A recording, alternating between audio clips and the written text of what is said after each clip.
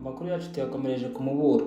Dr Murangira yihanangirije abantu bahinduye imbuga nkoranyambaga nk'urukiko rwa rubanda. Igihe imbuga nkoranyambaga zikomeje kuba urubuga abantu banyuzaho amarangamutima yabo, ibibazo byabo ndetse n'ibirego bifitanye isano n'amategeko.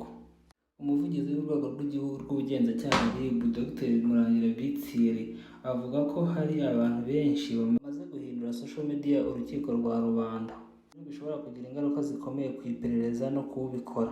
Muri iki gihe byabaye nk'umuco, aho umuntu yahamagawe n'inzego z'ubugenzacyaha cyangwa afite ikibazo gikomeye gihangayikishije rubanda, mbere yo kwitaba cyangwa gutanga ikirego abanza kujya kuri live kuri TikTok, Instagram cyangwa kuri YouTube agasobanurira ibye imbere y'imbaga y'abamukurikiye. Hari ababikora bavuga ko bashaka kwisobanura cyangwa kwirwanaho, ariko hari n'ababikora. Akomeza avuga ko hari ababikora bari gushaka views, bari gushaka amafaranga cyangwa n'ubwamamare bw'igihe gito. Mu kiganiro yagiranye n'Inyarwanda, Dr Murangira yavuze ko ibi ari ibintu bikwiye kwitonderwa cyane kuko imbuga nkoranyambaga ari isi idasakaye. Bivuze ko ibyo umuntu ashyizeho bishobora kumugaruka igihe icyo ari cyo cyose. Yagize ati "Imbuga nkoranyambaga bamwe basigaye barazihindura urukiko rwa rubanda.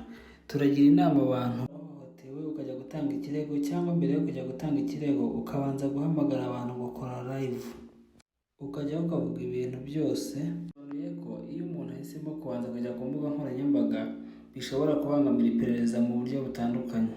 Bivuze ko hari igihe amakuru atangajwe mbere y'iperereza yangiza ibimenyetso cyangwa agatera ubwoba abatangabuhamya, agatuma bamwe badashaka gutanga amakuru.